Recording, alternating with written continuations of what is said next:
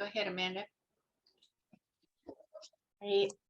Welcome candidates and participants to the Affordable Housing Consortium's 2022 Candidate Forum on Housing. Thank you for taking the time to be with us this evening and for your interest. I would also like to thank the Tacoma-Pierce County League of Women Voters for hosting and moderating this event in partnership with us. I'm Amanda DeShazo, the Executive Director of the Tacoma-Pierce County Affordable Housing Consortium. The Affordable Housing Consortium is a nonprofit membership-based agency that is working to make housing a possibility for those who most desperately need it. We do this by providing public education and advocacy for expanding affordable housing across Pierce County. Our work is bringing people and agencies together to figure out the housing challenges we are up against. In collaboration, we create and shape policies that will provide our neighbors with the housing they deserve. We're here today because we want solutions to the housing crisis we are in. And if you're lucky enough to not have experienced housing instability or the pressure of a rent increase, the chances are you know someone else who has, or you've seen the ramifications of it in the number of people you see sleeping on the streets. And although we have seen unprecedented amounts of dollars allocated to housing this year, it's still not enough to ensure that everyone in Pierce County has access to a safe, affordable home. So today, we're pleased to bring everyone together to hear from our local Pierce County candidates on this very important issue. Our goal is to understand how candidates will address the shortage of affordable housing should they be elected, and how they will collaborate with our community and development partners to preserve and expand housing opportunities for all. We do not expect any one person to have the answer, but together we can work towards solutions for a problem we all agree exists. Now, I would like to turn it over to the League of Women Voters to get our forum started. Thank you. Good evening. I'm Liz Knox, co-moderator from the League of Women Voters, and moderating with me tonight is Bailey Wombold, a student from UW-Tacoma. On behalf of the League of Women Voters of Tacoma-Pierce County and the Tacoma-Pierce County Affordable Housing Consortium, I welcome the candidates and audience to this community candidate forum. The League of Women Voters is a nonpartisan organization whose mission for the past 100 years has been to empower informed and active participation of citizens in government. Candidate forums are one of the many ways we do this. Anyone 16 or older can be a member of the League of Women Voters. For more information on membership, go to our website, www.lwvtpc.org. The candidates for Pierce County this evening in ballot order are: for District 1, Dave Morrell and Timothy Tooker; for District 5, Marty Campbell and Nancy Daly Slotnick; and for District 7, Robin Denson and Paula Lonergan. This year's general election is November 8th. Ballots will be mailed out on Friday, October 21st if you are a registered voter. If you are not yet registered or have moved, you may register at vote.wa.gov by October 31st. Your ballot must be postmarked or placed in a ballot drop box by 8 p.m. November 8th. This forum is being recorded and will be posted at the League of Women Voters Tacoma-Pierce County website, www.lwvtpc.org. Questions have been prepared by members of the Affordable Housing Consortium and the League of Women Voters of Tacoma-Pierce County. We invite live audience questions via text to 253-948-6029. Questions must be directed to all candidates and may be reworded or consolidated. Our timekeeper today is Terry Baker of the League of Women Voters. She will hold up cards to let candidates know when they have 60 seconds remaining, 30 seconds, 15, and when it is time to stop. When you see the stop card, you may finish a short sentence. Please stay on gallery view so that you can see the moderators and the timekeeper. Please do not talk unless it is your turn. Please mute yourselves when it is not your turn to speak. The audience is on mute and cannot use the chat function. A reminder that civility is expected. I ask you each to confirm that you agree to our ground rules, which, among other things, include addressing the issues, not other candidates or their positions. Please confirm by nodding or giving a thumbs up. Thank you. Each candidate has up to 2 minutes for an opening statement. After that, the order of questions will rotate and each candidate will be asked the same question. At the end, each candidate can make a 1-minute closing statement. So the order of the opening 2-minute statements is in ballot order. We will begin with Dave Morrell. Thank you. I appreciate the opportunity to come before the League of Women Voters. I remember last time I ran, we did it in a Grange. So this is almost as good, but my name's Dave Morrell. I represent District 1 on the Pierce County Council. I'm a longtime resident of Pierce County, basically raised here. I currently live on South Hill. I represent South Hill, Ording, part of Graham, Powassan area, and all the way to Lake Tapps, Bonnie Lake, little towns like Wilkeson, Carbonado, South Prairie, Buckley, and then I go all the way to Crystal Mountain. My district is a blend of suburban and rural, which I really like. I have a lot of both political experience, both local and state. Was a state representative in my other life, and I have been involved in just about every committee at the county level prior to getting elected in 2019. I am a collaborator. I work with others very well, and I'm always looking to build coalitions to increase the quality of life for individuals in Pierce County, especially my constituents. But I do understand that I have to look at unincorporated and incorporated Pierce County as a whole when I'm voting for a lot of these issues. So I've owned a small business, commercial construction company up here in South Hill for 42 years, and have enjoyed the challenges of many cycles of the business world.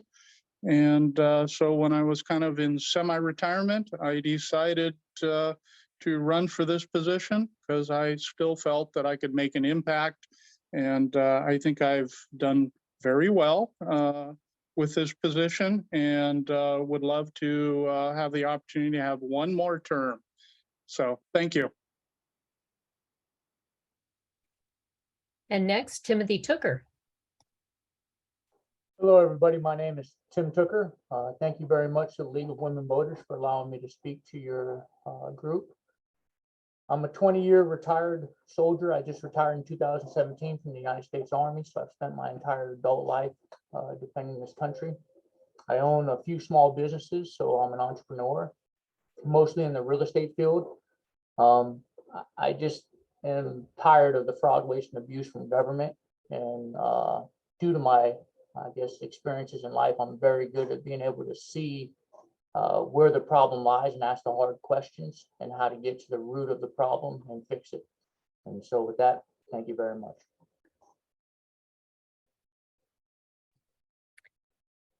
And next, Marty Campbell. Hello. Thank you. Thank you, League of Women Voters, and everyone for tuning in tonight to be part of this. These forums are very important at helping voters understand many of the issues that we're facing and some of the different perspectives. Again, my name is Marty Campbell. I serve on Pierce County Council currently in District number 5, running for re-election. Prior to that, I was 8 years on the Tacoma City Council and also served on a large variety of boards and commissions along the way.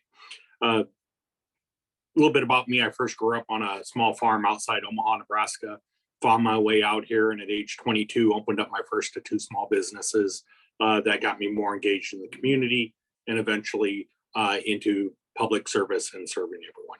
When we look at Pierce County and what we're facing there, we have a whole variety of issues, and no one of them is easy. We have to worry about crime and safety, affordable housing and homelessness, and the impact that we're seeing from inflation. We need to make sure that we're addressing these across a broad spectrum of solutions. And so I know we'll have lots of questions probably about all of those. So I'll save some of that for a little bit later, but I really want to just thank everyone for being here tonight and enjoy the evening. Nancy Daly Slotnick. Thank you for the opportunity to speak to the League of Women Voters tonight. My name is Nancy Slotnick, and I grew up in Southwestern Ohio, my father was killed when I was quite young, and so I grew up below the poverty line. But fortunately, we had a little bit of insurance and Social Security to keep us afloat. Joined the Army at 18, and that's how I ended up here in Washington State. Was my third assignment in the military was Fort Lewis. And I spent a 25-year career in the military, and met my husband in the military, and we both have a small business here in Tacoma, or in Pierce County. We've been in business for over 20 years. We do risk, threat, and vulnerability assessments for critical infrastructure, for large and small companies, for schools, houses of worship, and transit agencies, water companies, and most recently, cannabis dispensaries. I am pleased to be here and meet with the League of Women Voters, and I think I'll leave the rest for the questions. Thank you. Robin Denson. Yes, thank you for having us this evening. I'm Robin Denson, and I am really excited about the opportunity to serve residents of District 7 on the Pierce County Council. My experience as a nonpartisan city council person for the city of Gig Harbor, combined with my understanding of the issues, including housing, is really going to enable me to hit the ground running and get good things accomplished for Pierce County. And we certainly have a lot of work to do. Pierce County is an amazing place to live, but like the rest of the country, we've got some really serious issues, and we need strong leadership to really start seeing some differences in the different challenges that we face. I actually have quite a bit of experience with housing. I worked for nonprofits like Habitat for Humanity. I've worked for homeless shelters. I've worked for senior housing programs. I served the State House of Representatives for 5 legislative sessions as the nonpartisan policy analyst for the Housing Committee. And during that time, I helped draft the first Homeless Act, as well as the original multifamily tax exemption program. Sorry, getting ahead of myself. We also did a lot of housing related legislative work on landlord tenant laws in manufactured housing communities, which hopefully have helped a lot of folks over the years. As a city council person, I am very familiar with the Growth Management Act, and I can tell you that the city of Gig Harbor has not only met but exceeded its Growth Management Act targets over the year. We will continue to do so, and next year we're embarking on an affordable housing inventory, which is really important, I think, for all communities. I am not about partisan politics. Up until this point, I've been really fortunate to serve in nonpartisan roles, both with the state and the city. And I've learned from those experiences that the best policies come about when you've got diverse voices and you're hearing from everyone, because they're the policies that people are really going to buy into. And generally, they're the best policies for the community as a whole. So should I be honored to be elected next month, I look forward to working with all of the affordable housing stakeholders on this call tonight. And I really appreciate all your great work. Thank you. And Paula Lonergan. Good evening, everyone. Thank you for sponsoring this event. My name is Paula Lonergan, and I am a longtime resident of Washington State. I've lived for the most part in Pierce County, approximately 40 years. I'm originally from Baltimore, Maryland. I'm the oldest of 7 children. After graduating from high school and working a couple of years, I decided to join the Air Force and was honorably discharged and continued my education, completed a bachelor's degree in public administration, and then began my career in public service. I worked for the city of Tacoma and also for the state of Washington, and I am retired. I'm a retired state employee. I have served on the Affordable Housing Advisory Board and 2 terms for that, which ended in January. I have been involved in the homeless point in time count. I did that, I think it was like 2016 and 2017. I have been a volunteer at the Tacoma Rescue Mission when my husband was the director for 12 and a half years. So I do have experience working with and being around the homeless population and serving in direct service delivery while working in state government. So I am really looking forward to serving the citizens of Pierce County and specifically in District 7. My district is also a combination of urban and unincorporated Pierce County. There are a lot of needs. The needs are very diverse because the areas are diverse, but I believe I will do a wonderful job because I am open, I am caring, and I can see different points of view and look forward to having the opportunity to serve in the capacity as the next Pierce County Council member. Thank you. Thank you. And thank you all for participating in this Affordable Housing Consortium Forum. And now we come to the questions. Each candidate gets up to 90 seconds to answer each question. The candidate order will rotate with each question. And again, live audience questions can be texted to 253-948-6029.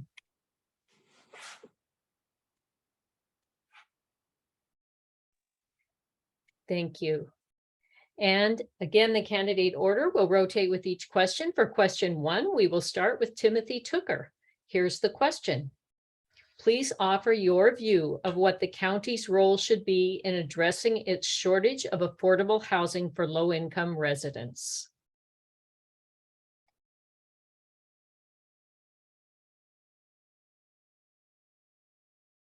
I think you're still muted, Tim.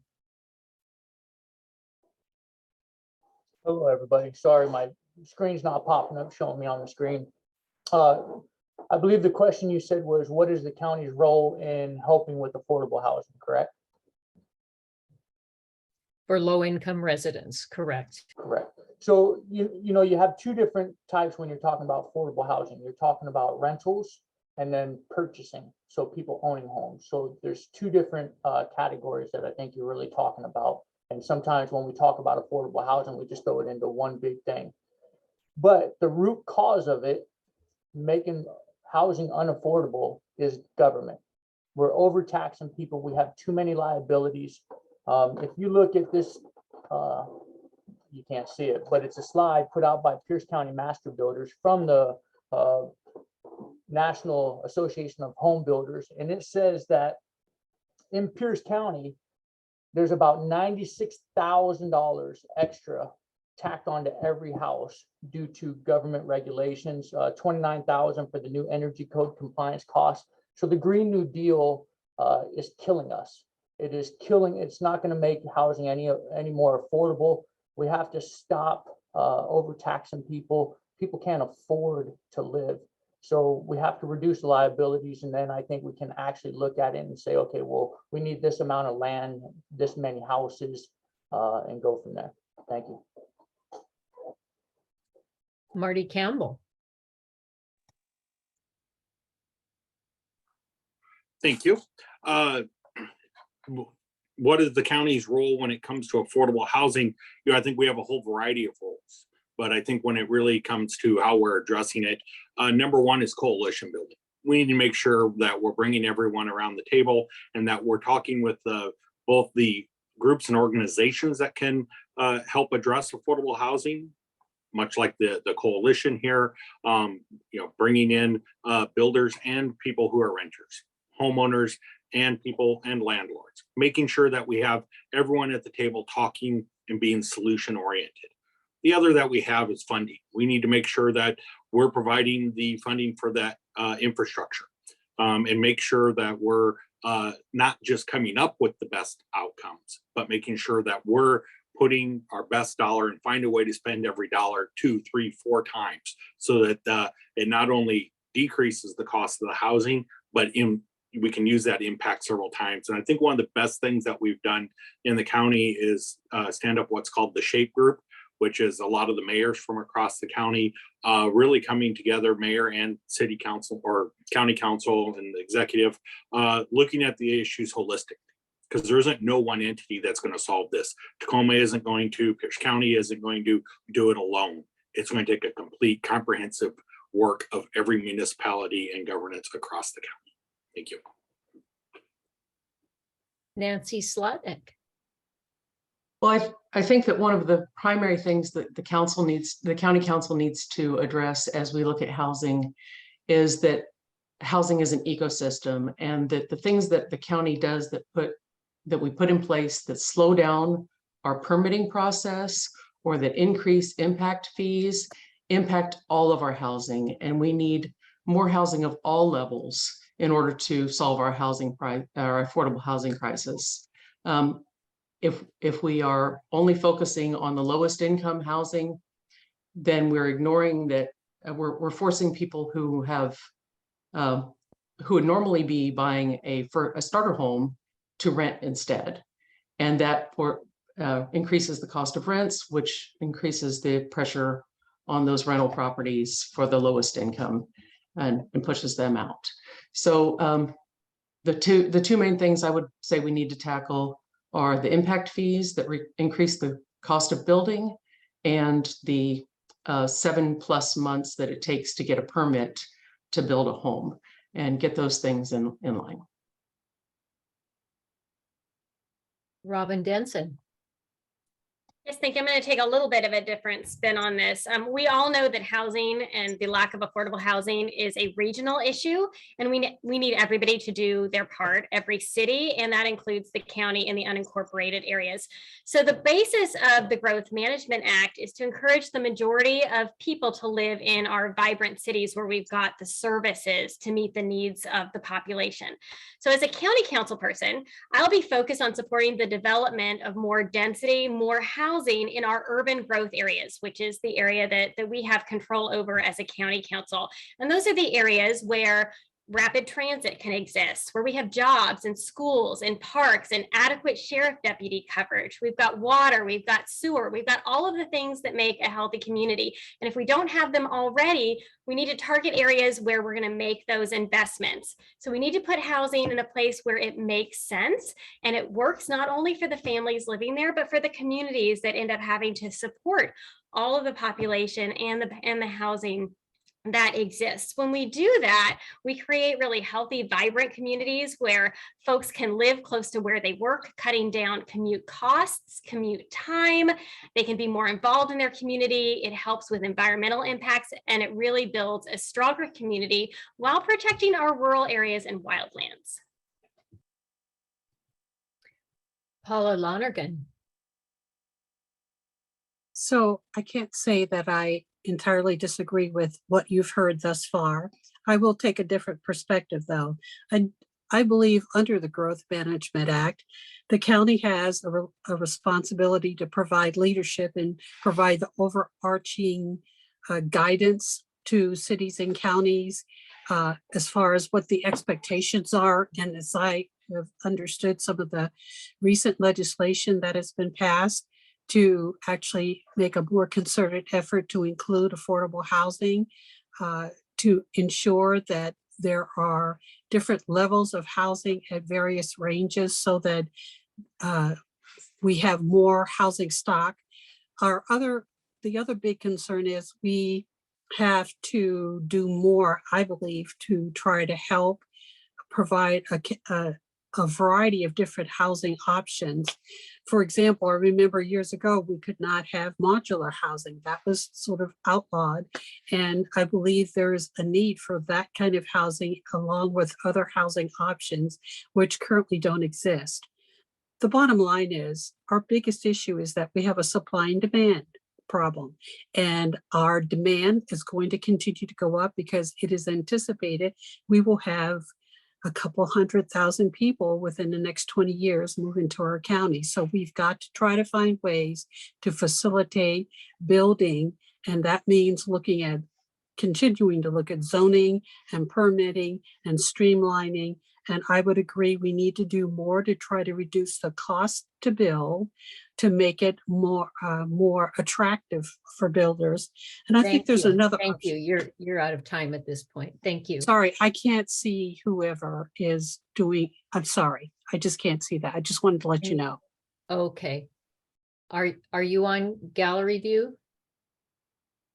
Okay. All right. Moving on, Dave Morrell. Thank you. I think everyone has come up with some great insight. I'll take it a step further. 2 years ago, actually 3 years ago, this council saw the handwriting on the wall and decided to take the biggest step forward on rezoning and land use in Pierce County and created centers and corridors. A unique plan to increase density on transit-based corridors within Pierce County that already had infrastructure, sewers, water, roads. And I think that kind of set the table for where we're at right now. The challenge that we have in Pierce County is we just don't have enough mission-based developers to develop affordable housing, low-income housing, or missing middle housing. We have challenges, as it's been said, within streamlining our permitting rules and regs, trying to make sure we maintain the infrastructure along these corridors. So that way these communities are walkable and you can live, work, and go to school within a reasonable distance. We do need collaboration, and I will go even further. We need the state's help. State help gives out tax credits.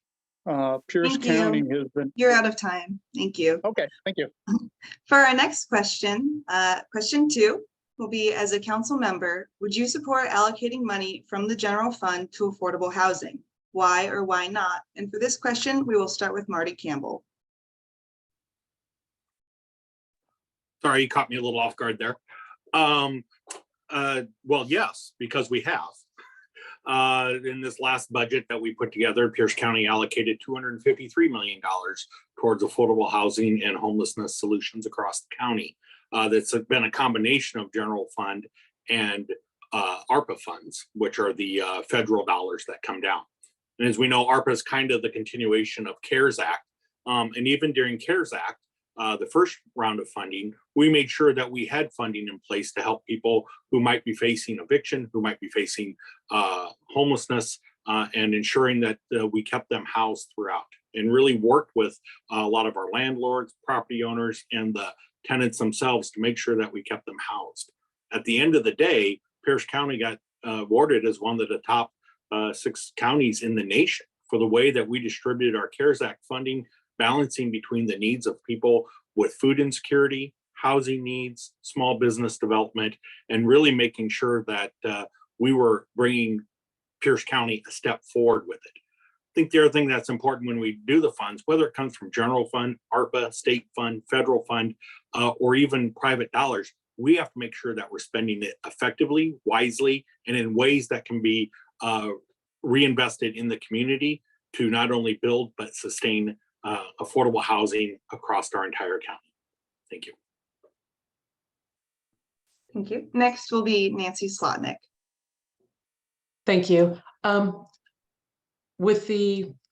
Anytime that we allocate funds from the general fund, I think it's critical that we make sure that how we spend those funds is accountable and that it's transparent to the public. I will mention that our county executive has a great plan for keeping our county government transparent, but we absolutely have to make sure that every cent of taxpayer dollars that we are spending from the general fund, that we have full accountability and full transparency to the citizenry and the voters of our districts and our county. I think that we can continue to spend a certain amount, but we also need to think about, how we make sure that they're effective and that we're not spending money on programs that don't work. So I'll turn that over to the next. Thank you. Thank you. Next will be Robin Denson. Okay, well, I'm going to say yes with a big but following it. We, as Councilmember Campbell mentioned, we have invested in affordable housing, and I'm sure we will continue to do so to some degree. But our county budget is strained right now, and it's going to be increasingly tight over the next few years. We're going to have to make some really tough decisions. And already the county has a lot of obligations to meet. You know, around 85% of the general fund is spent on criminal justice, our sheriff department, our courts, our prosecutor's office. And then a lot of the rest of it is taken up with duties the county has a state obligation to perform, like the recording of documents and elections. And then we've got the whole other host of programs that we want to support with early childhood education and mental health interventions. And there's a lot of important things, a lot of balls that we need to keep in the air. So I will say yes. However, I think we need to come up with a different designated source of revenue, and probably several of those would be really helpful. In one of my prior lives, I spent over 20 years as an institutional grant writer for a number of nonprofit organizations. So I am all about leveraging resources and collaborating with either other nonprofits or with other levels of government to really capitalize on each other's resources and do projects together. It's one thing I brought to the city council. I saw that we were not leveraging as many resources as we could, and I actually wrote a couple grants for the city. And this is small potatoes to the county, but raised over $1.5 million, you know, myself, to invest in some land conservation projects. So I will bring that same spirit of making sure that we are not leaving anything on the table for Pierce County, that we're involved, we're leveraging resources and collaborating. Thank you. Thank you. Next will be Paula Lonergan. Okay, I'll put my timer on. I would say yes, but I also agree, as has previously been stated, we're going to make a great outlay of resources to address this issue, but that money that came from the federal government, which really is tax dollars and a credit card that's been taken out to pay for all of this, that money will no longer be available. So we will have to look at what we must do, what we absolutely must do, the areas that we are required to fund, and to make sure that we could take care of all of our basic services, the things that we are required to do, and look at what we can do over and above that.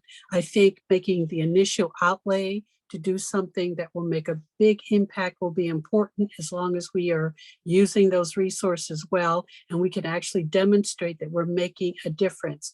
The big problem that I see both in Tacoma and also at the county level is that we are spending tens of millions of dollars, but we're not making the kind of impact that we should make. And I'm not quite sure that we have found the magic bullet to address the issue.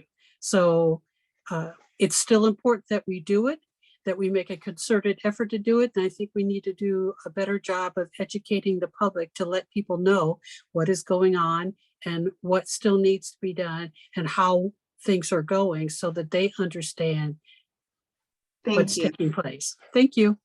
Thank you. Next will be Dave Morrell. Thank you.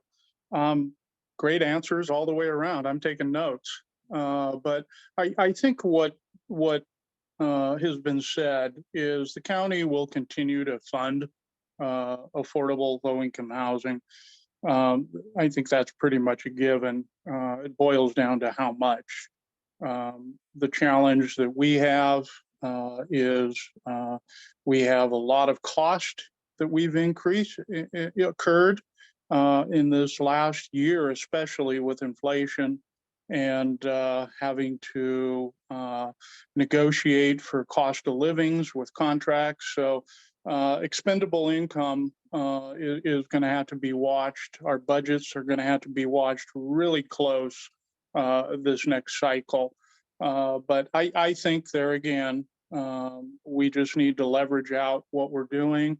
Last week, we leveraged out $17 million for affordable housing. And we will match with other grants and other dollars. We will not be able to fully fund projects, but we can definitely leverage them. Thank you. Thank you. And finally, Tim Tooker. I think that's a very interesting question, and it really depends on what is the county's objective. If our objective is to partner with third-party vendors like other builders and things like that, then are we lending them the money and getting a return back on our money? So that way is profitable for the county and it can self-sustain itself? Or are we buying the land and then also paying for all, and then we own the actual structures that people are living in and then they're buying from us? I think there's a lot of things we can look into. The county could look into, especially for low-income housing. We could look into, instead of the banks giving the loan, we could do the loan. Because if you look at your mortgage statement, by the time you pay off your mortgage statement, you will have paid your mortgage ×3. That's a huge profit. We could do that as a county, especially for affordable housing. If you go onto Zillow and you look at it, you could eliminate PMI. And PMI on a $300,000 house at today's current interest rates would reduce the payment about $250 just on that property alone. If we reduce the impact fees and stuff like that, I talked to my mortgage friend, $100,000, which is what it costs extra from the county. That's about $680 on your mortgage payment. So right there, we could eliminate $1,000 off someone's mortgage payment. Do we want real solutions, or do we want to just keep feeding people and causing fraud? So I'll leave that to you. Thank you. Our next question is quite a long one, so bear with me. We'll start with Nancy Slotnick for this question. A local optional sales tax available to Pierce County has not yet been utilized, even though many other counties have done so, the 0.1% tax to support affordable housing.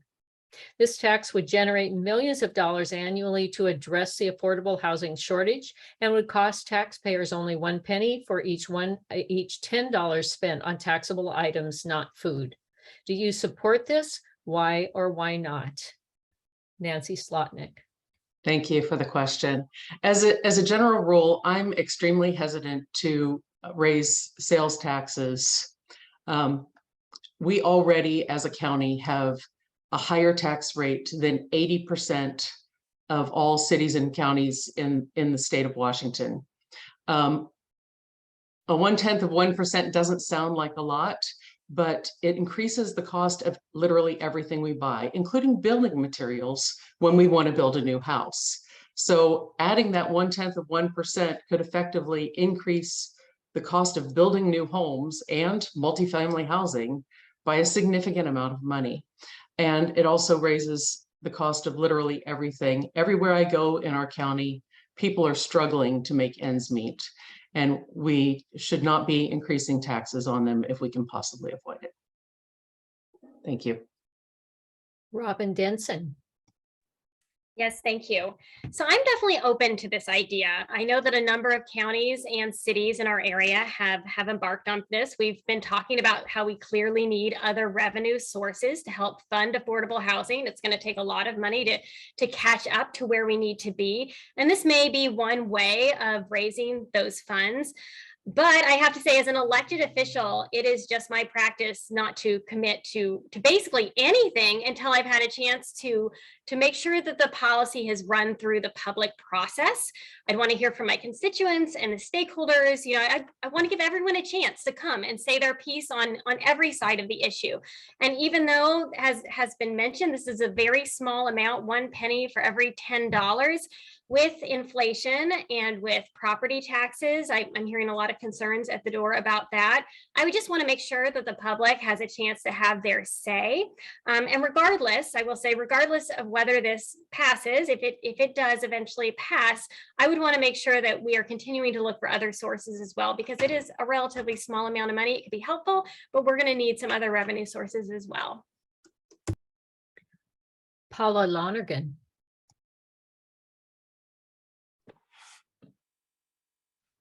Okay, I would say at this point, I would be unwilling to do that. I do not want to go for a tax increase because of the current economic situation that we're in. This will have the biggest impact on people who are already struggling. And sometimes we sort of, because we're in a different, perhaps financial situation, we don't pay very close attention to this, but this would have a big impact on people who are already struggling. And that's why I would be reluctant to do that. There are other places where, frankly, there are taxes taken out, and I'm thinking about the sound transit tax. where a lot of people are very unhappy about that and how that affects their property taxes and their license tabs. And I would love to see some changes made so that we could get funding that's currently being used for something that isn't terribly helpful right now and is actually running over costs, and perhaps be able to make some adjustments that way, because I think this is a very difficult time financially for people. And quite frankly, having spent 15 years at the Employment Security Department, I truly believe we're going to go into an economic downturn within the next year. And that would be the timing of trying to raise taxes and potentially going through that, because prices have been so high, would be, I don't think that would be very good. Perhaps if we were in a different situation, I would consider it. And of course, I would want to make sure that people really Thank were you. willing to do that. Thank you. Dave Morrell. Thank you. At this point, obviously, as an elected official, I will not commit to any tax increase. I need to exhaust all other forms of leveraging funds, looking at other ways that the county can tap into state, federal resources, looking at how we could streamline more processes to bring more developers into Pierce County. So until we exhaust that, I am not willing to run out and get in front of a tax increase. We're in a very unique period of time. If you talk to any developer or builder out there, the economy is slowing down, and new construction starts are slowing down. So we need to be aware of that. And, at this situation, according to the Burke report, we're already down so many units. We have to look at a way of developing a different system to deliver housing. Thank you. Tim Tooker. 100% no.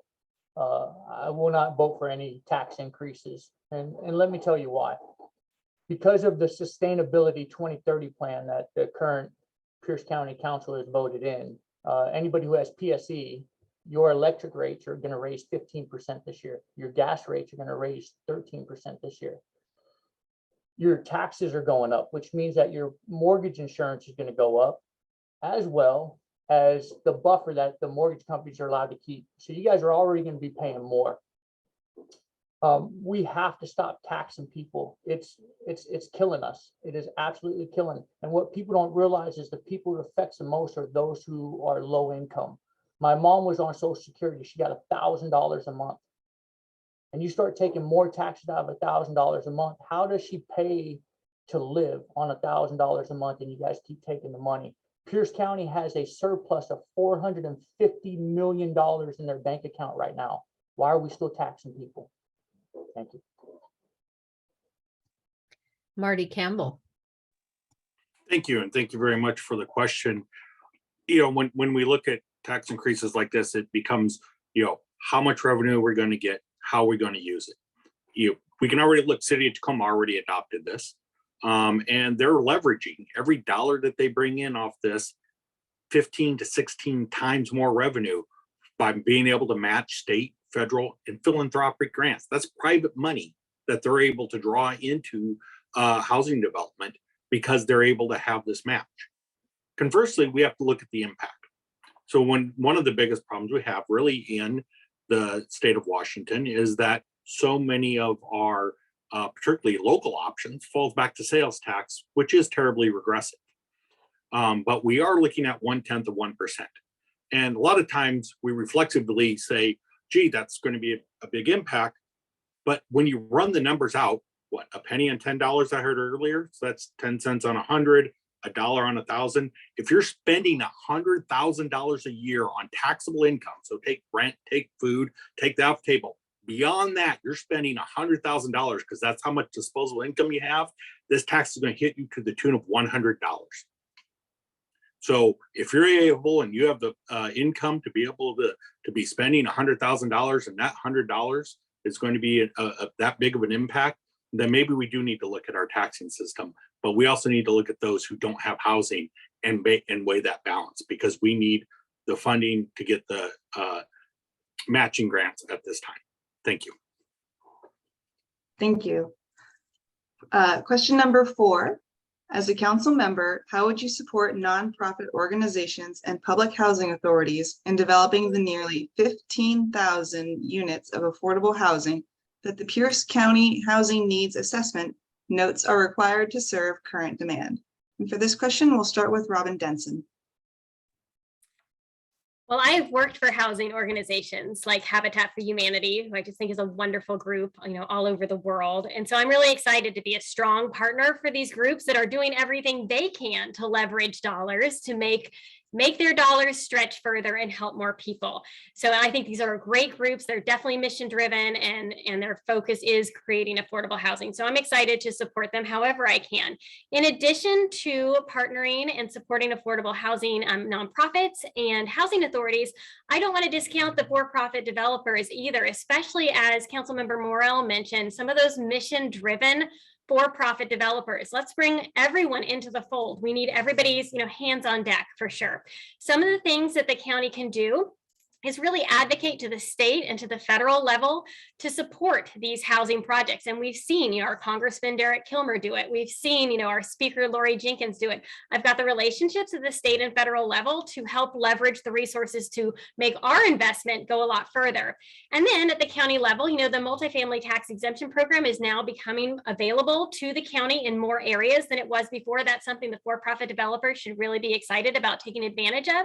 We certainly can be looking at streamlining processes and making the process easier when we're talking about affordable housing. That just makes a whole lot of sense. And then I'll just end with, we need to improve our contracting process at the county. I've talked to a number of local nonprofits in my community that it's really painful. The reimbursement timing it takes from the county is slow. It makes cash flow a problem. They don't want to complain. They appreciate the county's help, but it's a challenge. And I think we can improve that way to help our partners. Thank you. Thank you. Next will be Paula Lonergan. Okay. I would agree that the council can help by providing grants, but we also need to include the private sector because 15,000 units is a lot of units. I don't know the time frame in which we would have to get it done, but I would imagine it would have to be pretty urgent and we'd have to get it done fairly quickly. And the way the process is right now, it is extremely challenging to get the permitting process done. And some private entities, as I understand it here in Tacoma, are actually turning back their tax exemption because they're finding that they can't pencil out a project and include affordable housing, which is unfortunate. So we have to do more to try to find out how we can streamline things. I do believe we should, and regardless of your working relationship, we should be able to go to our state representatives and really look at streamlining some things because we have a lot of additional costs and requirements that the state requires, and we may want to look at that. Taxes on projects that are funded by a governmental entity, that adds to the cost of a project. Requiring things that perhaps don't really add to the getting something built is also a problem. So we ought to look at both what adds to the cost and what can we, within our own means, address to streamline things and make this happen more quickly. Thank you. Next will be Dave Morrell. Thank you. I think there's a lot of things we can do.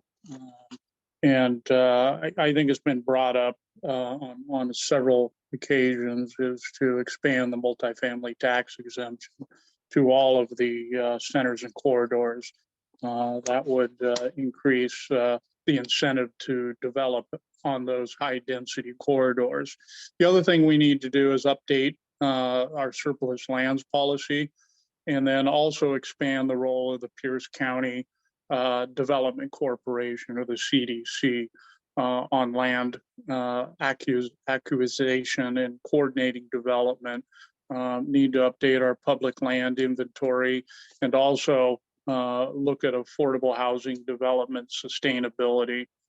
So with that, I think, we can monitor a lot of things. We can review, we can encourage nonprofits, but there again, all the affordable housing units in unincorporated Pierce County have been developed by mission-based development companies that operate on state 4% tax credits. We have to find a way to get more of those into Pierce County. Thank you. Thank you. Next will be Tim Tucker. Could you repeat the question? Sure.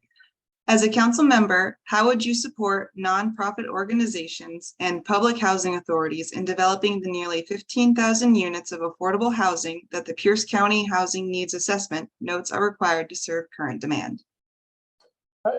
I think there's a lot we can do to help them. I personally think that all the nonprofits need to come in when the budget's done and come in and tell exactly what they're doing with the money. Show line by line, explain, because if we're having double and triplicate of the same effect and the problem's not getting solved, it's a waste of money.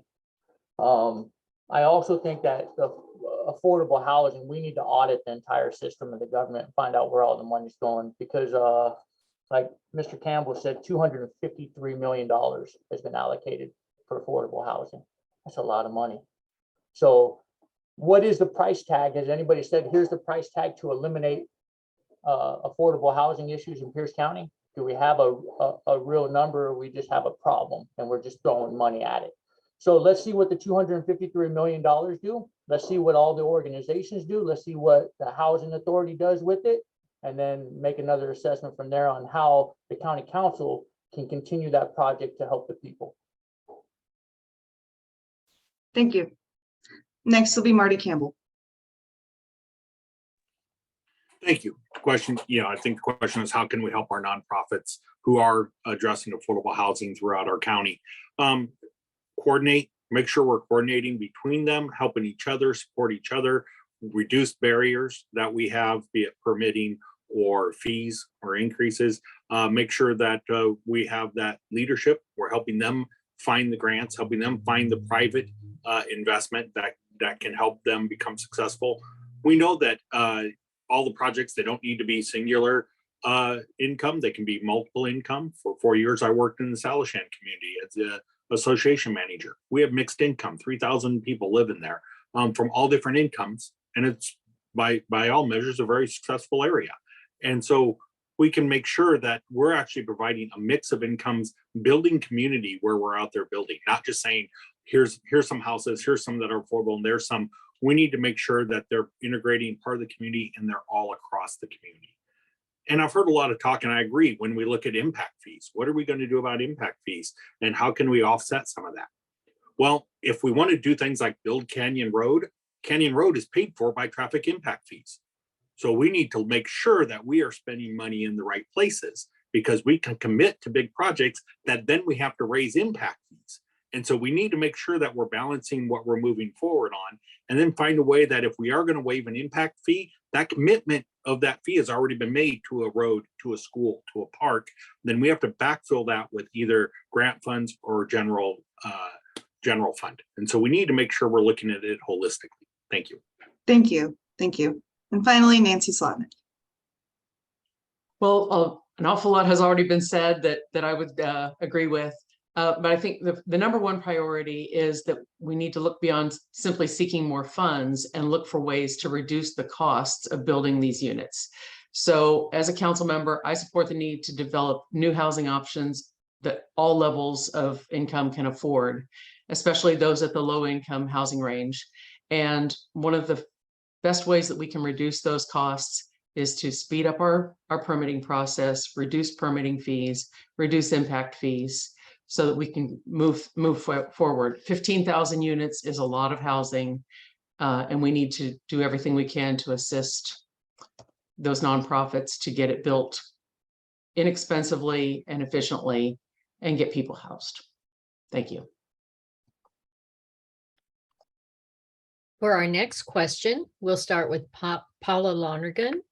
The first goal of the Pierce County Comprehensive Plan to End Homelessness is create a unified homeless response system, including a unified regional approach with central decision-making authority of funding and services. What form of central authority would you support, and how much authority should it have? I would work more closely with the cities because I think the county should provide sort of the overarching framework for a system like this without using, when I think of authority, it means we're in charge and we're going to tell you what to do. But I think we need to do more to work together with the cities, because we do have cities that are working on the same issues. And if we have a unified homeless response, we need to decide if we're going to have one system that we're using as opposed to replicating the same activities across different governmental entities. So if Pierce County has a system, and I believe it does, and then the city of Tacoma has a system, and if Puyallup has a system, or Lakewood, if there is a way that we could somehow coordinate things, we are able to coordinate as it relates to other things, as it relates to the 911 system. So if we can coordinate and then try to pool our resources so we have one system that we're using, that would, I think, make things much more efficient, and then we can track who's getting services and when. So that's what I would suggest. Thank you. Thank you. Dave Morrell. Thank you. We at the council have wrestled with this question. I think my leaning is it needs to be authority underneath the executive. It could be a new department under the executive, but there needs to be accountability and transparency, and also impact at the ballot box if things aren't coming together. The public needs to have the ability to handle it at an election time. I don't want to develop another agency out there that is autonomous. And so I would look at putting it underneath the executive. Thank you. Tim Tooker. Absolutely not. We need to stop making unelected committees and groups that are putting stuff into, helping put stuff into law. You look at the governmental fascism that happened with the health department and the COVID issue, and that's exactly what will happen when you start giving unelected people the ability to make decisions.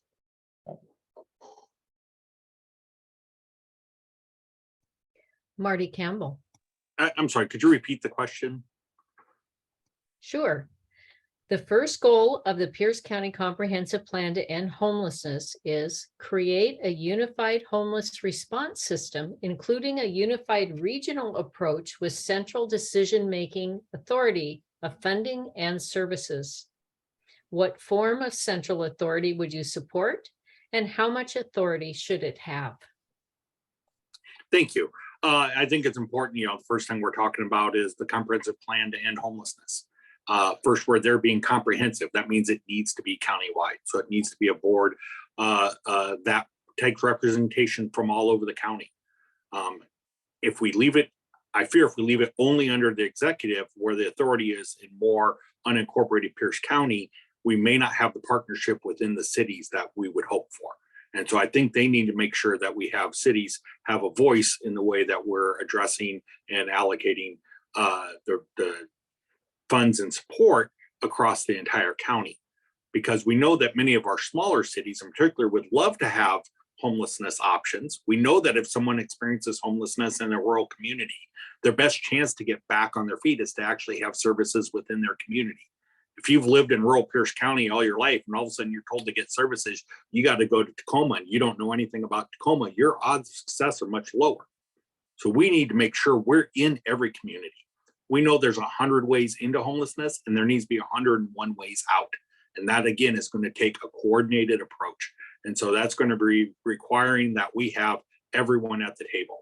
And so having the executive be the person who understands the needs and the solutions across the entire county when we have such a variety of people, problems, and issues across the county, I think we need a broader approach and sources of input on how we have successful and cost-effective solutions. Thank you. Nancy Slotnick. Well, any unified regional response that we have needs to ensure that there's broad representation from all the stakeholders and parties who can assist in the solution, and that there's transparency and accountability to the people of the county. Our executive has established, as I mentioned earlier, great systems for transparency in our county. And I really believe that the accountability for this needs to be something that falls under the executive's office with oversight from the council to ensure that there's some balance of power there and decision-making that makes the most sense. Thank you. Robin Denson. Yes, so there's been some really good perspectives shared, and everyone's made some really good, valid points. And it's my understanding that the county council has contracted with a consultant to really delve into best practices and come up with some different options so that council members can make a really informed, balanced decision. And that's certainly how I would approach the issue, making sure we're talking with all stakeholders and all of the citizens, and we're looking at what other areas are doing and what's been successful. I will say I like the idea of having a body that's accountable to making sure the comprehensive plan to end homelessness is on the right track and is accomplishing the goals that are laid out in the plan.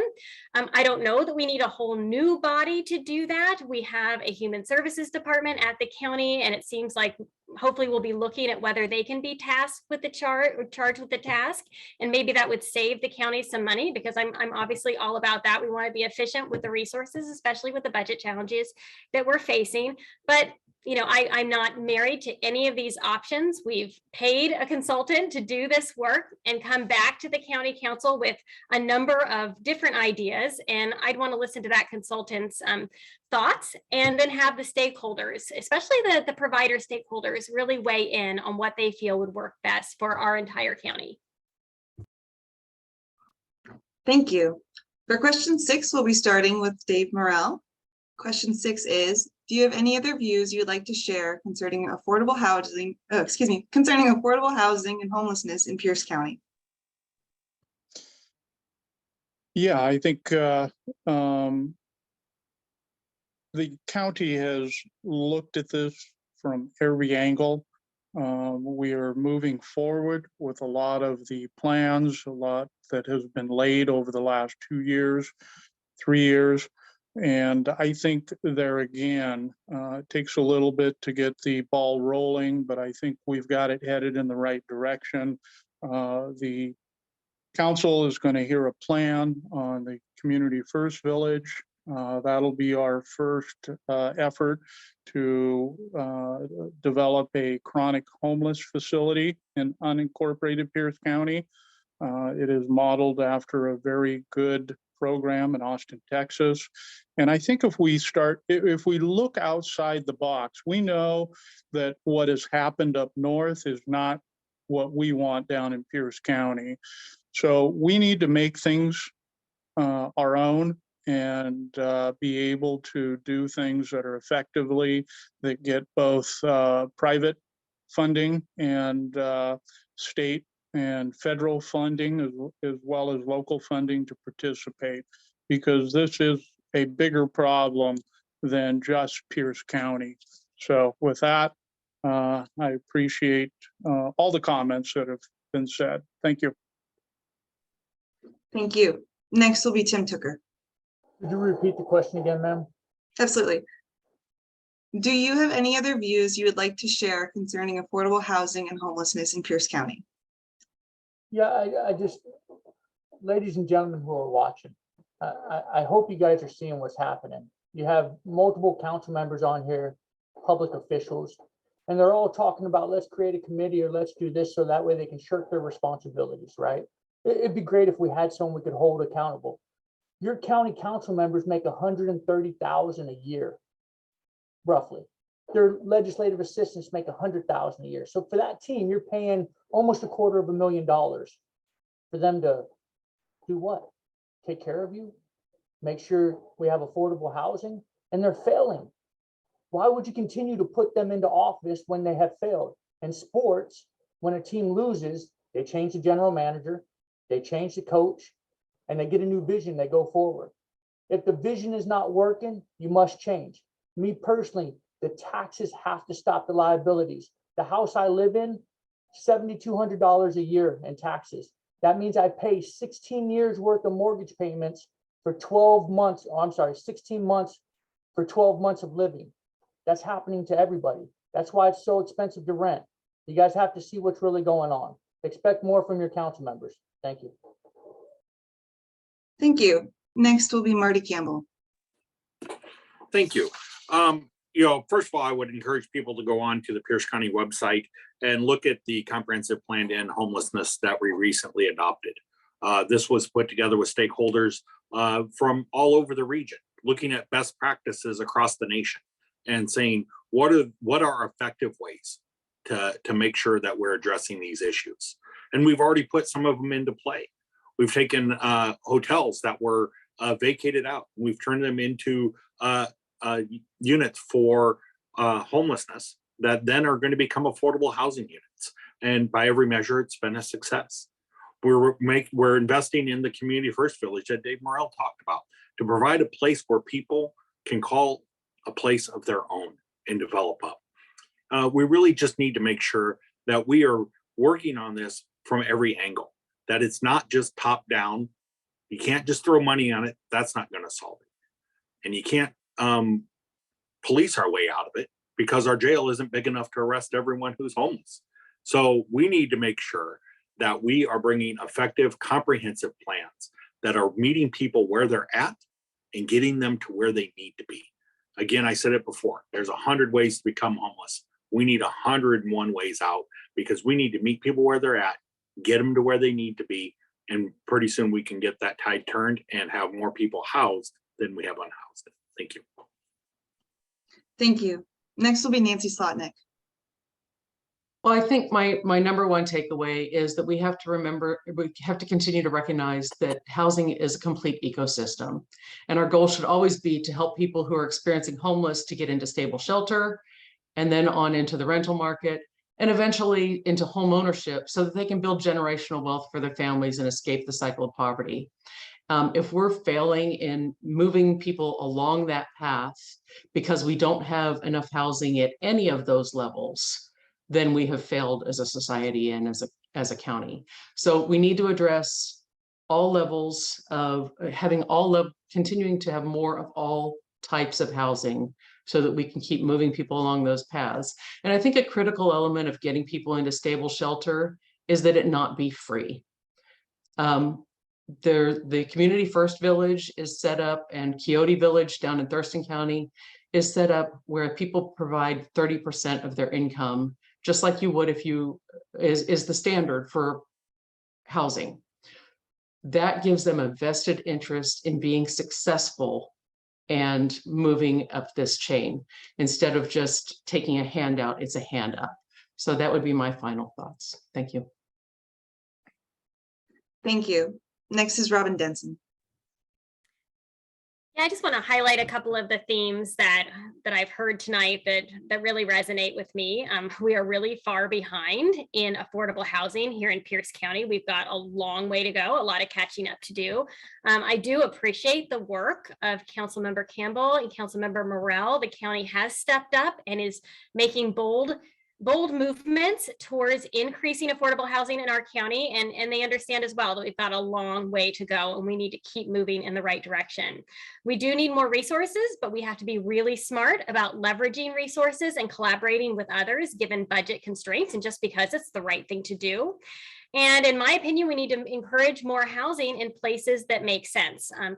Councilmember Morell brought up the centers and corridors model that the county council has really invested in, investing in rapid bus transit while they're increasing density in certain urban growth areas. I think that just makes so much sense, and it really represents long-term sustainable solutions for our community that make really livable, high quality areas for people to live, work, play, recreate with their children while protecting our rural working lands and our wildland areas that are important to all of us and to the health of our communities. Thank you.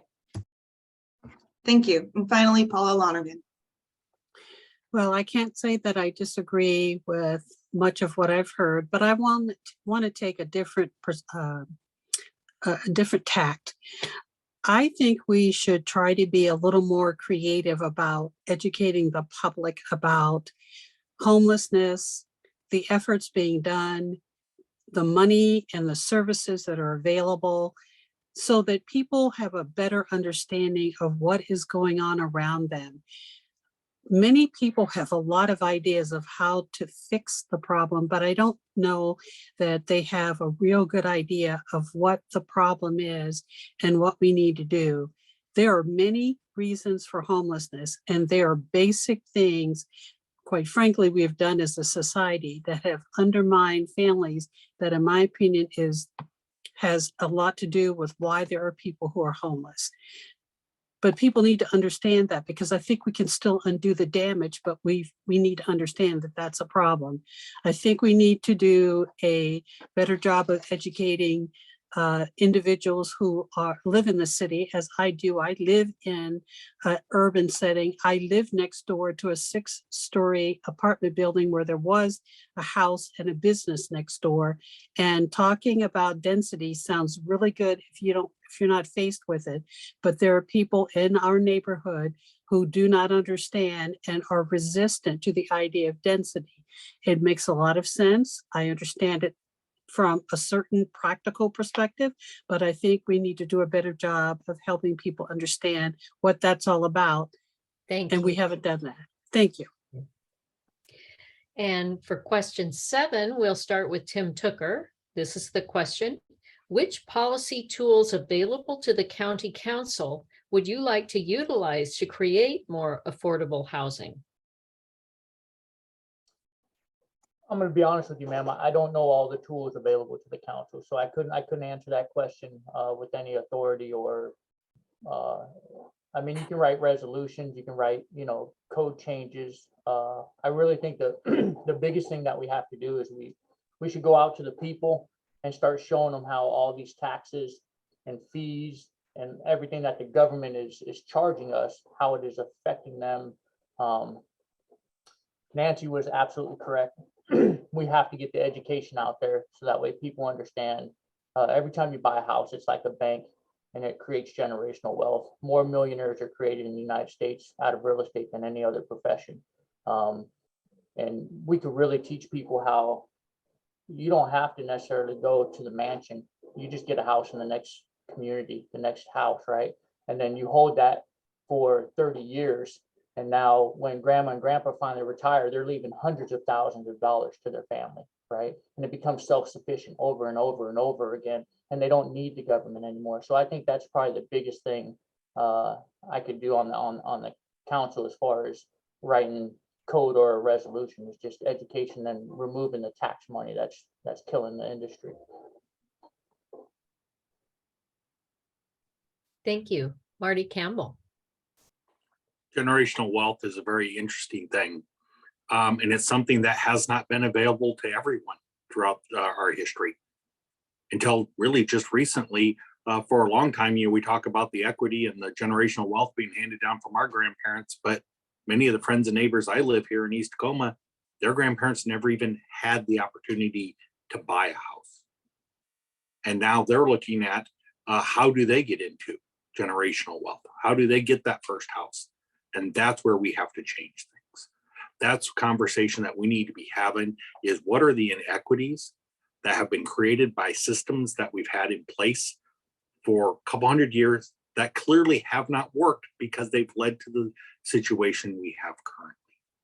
We need to change several things on a very systemic level but also on a very tactical level, introducing a comprehensive plan for homelessness, making sure that we're looking at zoning, planning, and operations across the entire county. For too long, this county has relied on the city of Tacoma to carry the burden of homelessness and affordable housing. Every county, every part of the county, and every city in this county needs a place for people who need affordable housing. Kids who live in their parents' home who want to move out and live in the town that they grew up in, need to have those affordable options in those towns. Seniors who want to retire in the community where they've lived, they need to have that opportunity. This needs to be comprehensive, generational, and involve everyone across the county. Thank you. Thank you. Nancy Slotnick. Again, I think that some of the key things that we need to do at the county level that can move this along are to improve our permit timelines. That adds a significant amount to the cost, thousands of dollars to the cost of projects for housing. We have the 5th longest permit timeline in the state. It's over 7 months to get a permit.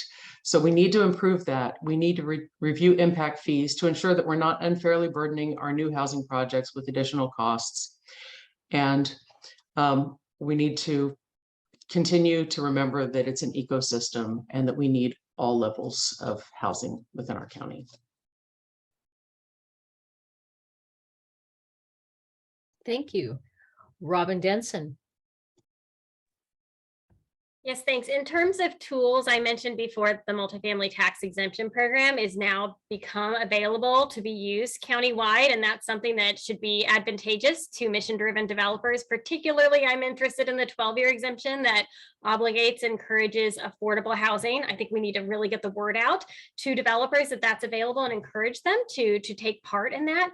Streamlining the permitting process for affordable housing and looking at our fee structure for affordable housing. I'm very open to doing that. Improving our contracting process and all of the processes when we're working with builders, especially affordable housing builders, is really important. And also improving and expanding upon our collaboration with our cities, because they are involved in projects as well. I know the city of Gig Harbor is involved in the SHAPE program, and we want to, it's a regional issue. Folks don't just live and work and play right in their city. People are moving around, and we want to make sure that we're working with everyone to solve the problem regionally.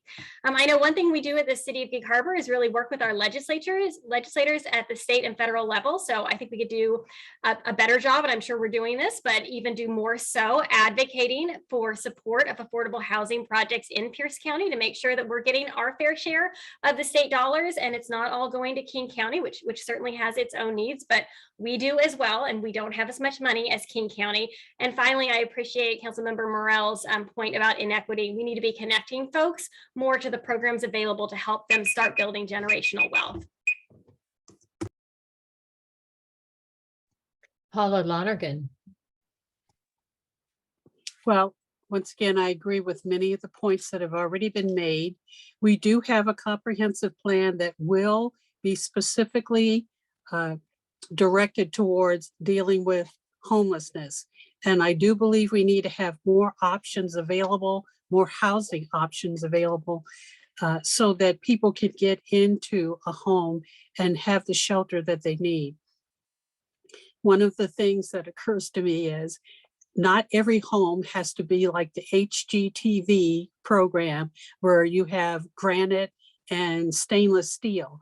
How about just a home that is warm and meets a need and still looks nice, but it is easy to get into, and then in time encourage people to get their education, get training, do a number of things that will help them so that when they're ready to move up and move out of where they're at and move elsewhere, they'll be able to do that. And I'd like to see people have options. That's one of the things I'm very concerned about in government. Sometimes we want to dictate to people how they will live, where they will live, what car they drive. how they will heat their homes. People need to have options. This is America. We should be willing to do that. And when people can afford to move someplace and they're ready to go, make sure the barriers are removed so that they can live where they want to live. My family has had that experience, my grandparents, you. my parents. Thank you. Dave Morrell. Thank you. There again, all the comments that have been stated are good. I do appreciate home ownership. It is the best way to work your way out of poverty, and we need more options out there. I know that this council has paid through the general fund to have financial classes for the underserved. To help them understand the basic principles of budgeting and getting to that goal of home ownership. I think what we have right now, Councilmember Campbell talked about the city of Tacoma and their use of the multifamily tax exemption program. Unfortunately, there's only 75 units of affordable housing that were built in 2021 under that program. 877 of them were home ownerships or market rate rentals. So we need to dive into it further. Tacoma has taken their share, but they're obligated to take their share because of the housing allowances on units. Unincorporated Pierce County through 2040 can only take 10,000 housing units, and the rest have to be split between the cities. So the cities have got to rise up and come up with a solution for their affordable housing. But I'm a big advocate of that missing middle. Councilmember Mello, myself took a tour. Okay, thank you. Thank you. That was our last question for the evening. Now it's time for closing statements with 1 minute per candidate. This will be in reverse of ballot order, and we will begin with Paula Lonergan. I want to thank everyone for the opportunity to participate in this forum. I support affordable housing because I know how important it is. I have worked with individuals who have transitioned out of the criminal justice system who had difficulty finding housing. I have worked with individuals who have been homeless and needed to find affordable housing. This is a very important issue.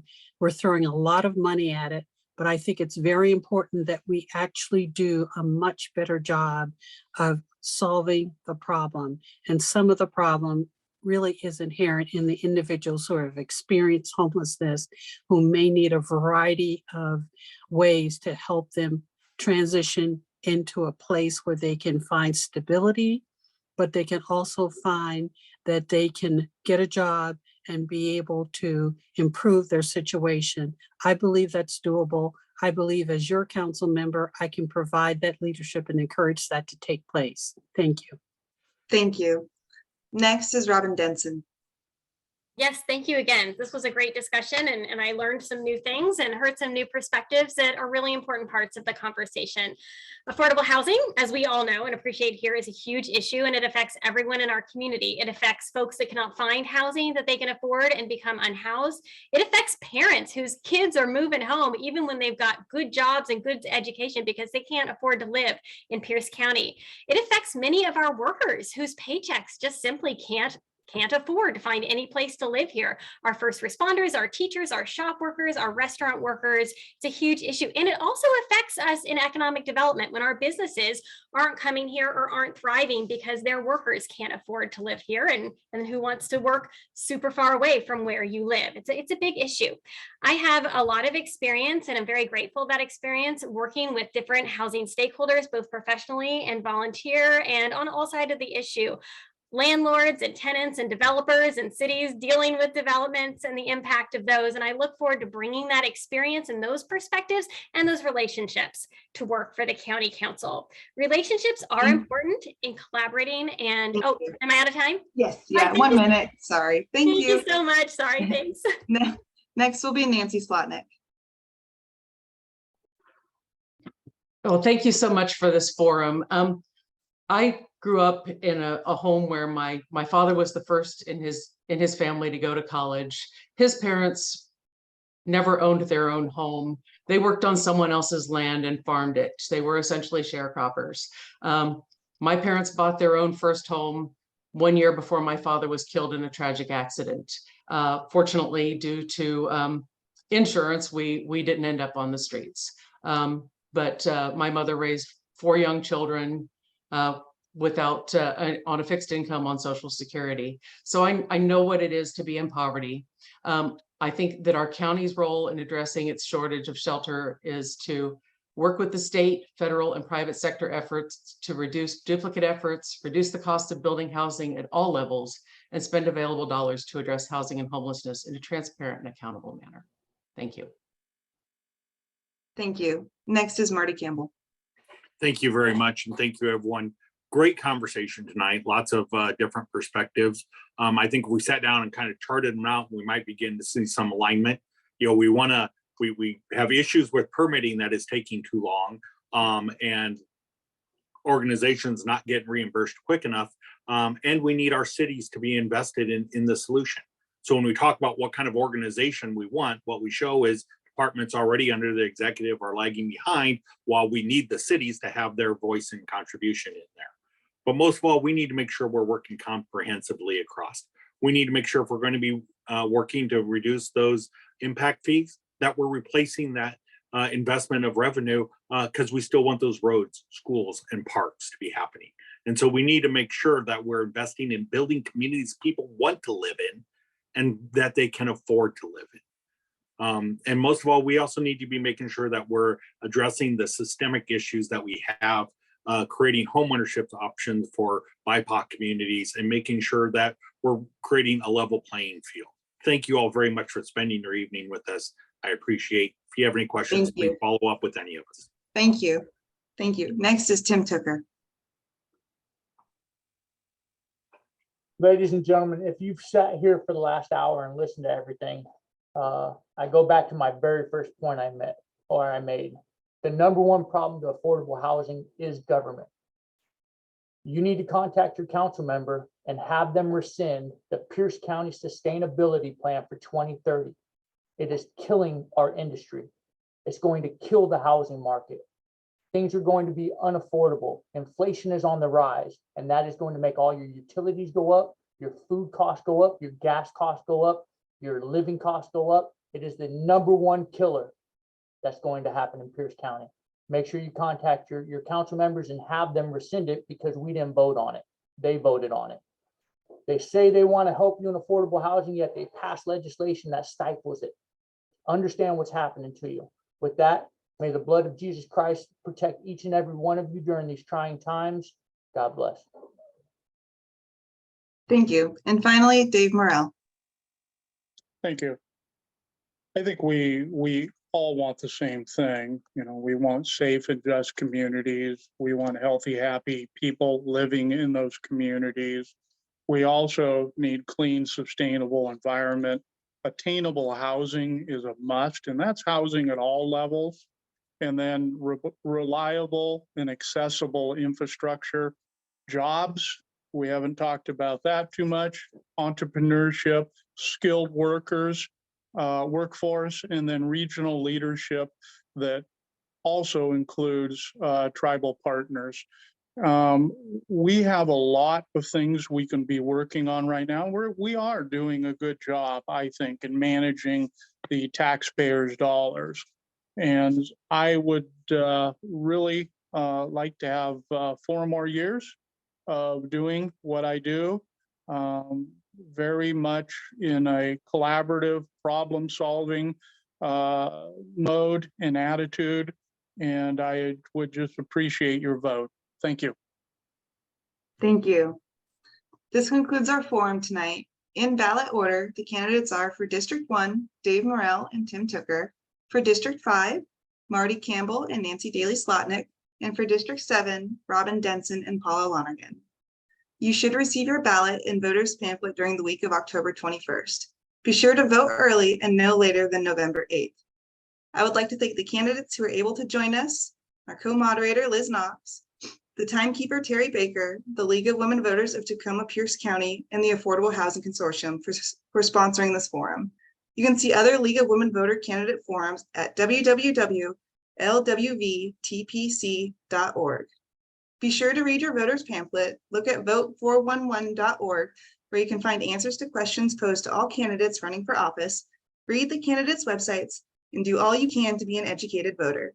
And don't forget, vote before November 8th. Thank you.